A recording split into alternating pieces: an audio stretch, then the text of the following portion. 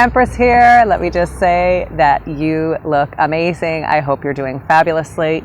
You know, I hadn't planned on doing any more videos on YouTube, and then I got an email from a gal that really inspired me to at least do another video. And you know, my whole life has been being of service, and so I really struggle with not being of service. So when the email came in, I thought, you know, I'm going to do a video and just put it out there. So I want to talk today about the term gaslighting, okay, which is something that happens when you're dealing with a narcissist and most definitely a sociopath. And the layman's term of gaslighting is essentially brainwashing. And I know that seems really deep, but the reality is what a narcissist will do is begin to tell you that you're not good enough, that you need to give up on your dreams, that you're stupid, or that you have, you know, faults, especially with your body, like you don't look good enough, you don't smell good enough, you don't make love well enough, and they slowly begin to try to erode your self-worth, okay? So one of the things that will make you bulletproof, for lack of a better term, to a narcissist is when you love yourself, right? They cannot penetrate somebody who loves themselves, okay? And so this is why somebody who's codependent or who doesn't love themselves is an easy target for a narcissist or a sociopath, okay? Because they know that when they start to berate you with these words and phrases, that it's going to do detrimental damage to you. And so, you know, I grew up with this happening, okay? And then when I became an entrepreneur, it's something that I heard a lot. When are you going to give up on this? When are you just going to go get a real job, right? And this is that continual talk that they give to make you give up on your dreams. And then as you give up on your dreams, you become more dependent on the narcissist. So I want to talk about this because it's something that will definitely 100% of the time occur. And the way to mitigate this, or the way to make sure it doesn't affect you, is if you love yourself unconditionally. Now, this is the thing that I have always had working for me, is that I have always had a strong sense of self, okay? I've had a very, very, very, very, very, very, very challenging life, and I had my son very young as a result of this training, if you will, or this grooming is what the narcissist does. They groom you. And even though I've had setback after setback after setback in my life, I always pull through. I always come up. I always rise above it. And it's because I love myself. And that small girl that's deep inside, I won't allow her to be hurt. So even though I have had the mirage of shit happen to me in my life, there's still that small voice inside me that says, you're worth it, you can do it, you will overcome this, you will succeed. Now, that's very hard to do when you've been raised in a narcissistic household, okay? How I was able to do it, I still, you know, I talk to colleagues and they're like, you know, it's a miracle. It's truly a miracle that you've come through the way that you have. And it's why I went to school to be a psychologist, right? It's why from a very, very early age, I kind of looked around and thought, you know, what's happening here is not copacetic, okay? This is not the way normal, loving people interact with one another. And I need to learn more about this. Now, I did not know when I was going to college that, you know, narcissism was the reason why. That's happened much later on in my life, but now all the pieces come together. But I mention this because if you're in a relationship, whether it be a familial relationship, whether it be a work relationship, which again, I'm experiencing this as well too, the gaslighting will 100% of the time occur. And what they do is they change the narrative. They start to tell you things about yourself so that you begin to doubt yourself, so that you begin to think maybe they're right. They'll tell other people that, you know, you're incompetent, that you don't know what you're doing, that you're mentally not sound.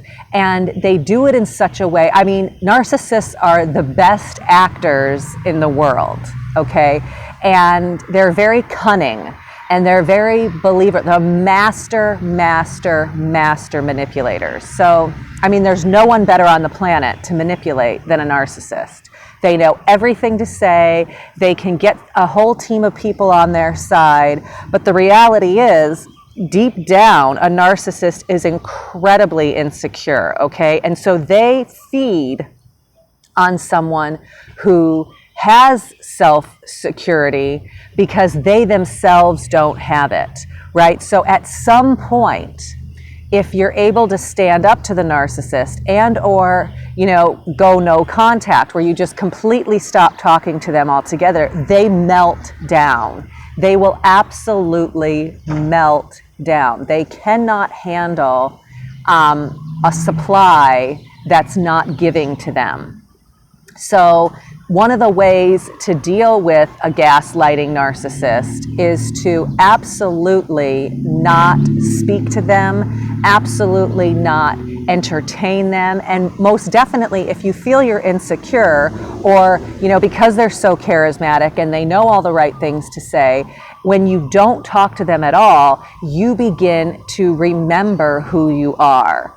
So one of the things that I would highly recommend is to go back and to think back when you were a little girl or a little boy, the things you really loved to do. And I know this is going to sound crazy when I say it, but things like coloring or skateboarding or, you know, swimming or surfing or whatever the thing was that you loved to do when you were young, it's almost like you have to reinforce that still small child that's still inside you and fill them back up.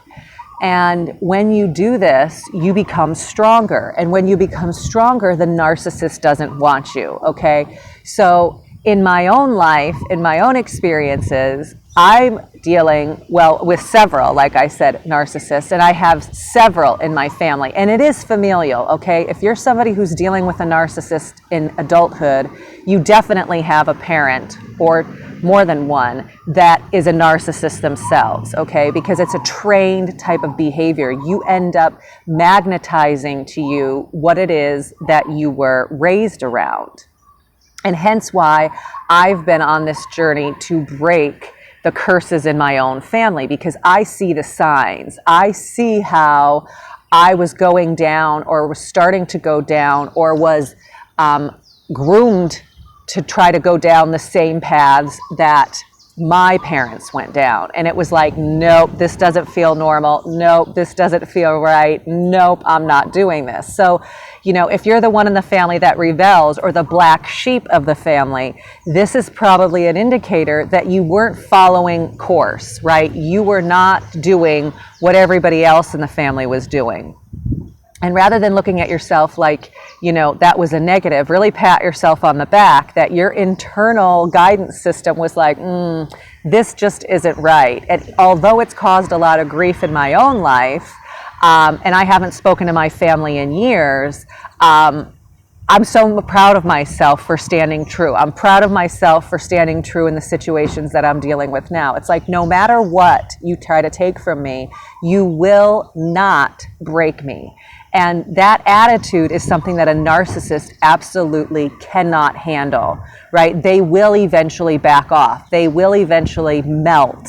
They will eventually lay down because they realize that this is a battle that they absolutely cannot win. So I just had to make this video because, you know, if you're dealing with somebody who's a narcissist or a sociopath and you're like, oh my gosh, this is happening to me, the gaslighting, the telling you you're not good enough, the playing on your flaws, the trying to make you feel like you are losing your mind, this is called gaslighting. And it really is a brainwashing technique, okay? And then you find, you know, Stockholm syndrome begins to happen where you actually start to take pity for the person who's doing this to you, right? And like, I think her name was Jessica Smart, right? She was abducted and, you know, abused sexually and mentally, and then ended up, you know, really caring for her abusers. This is what begins to happen, right? Because there's a part of you that, you know,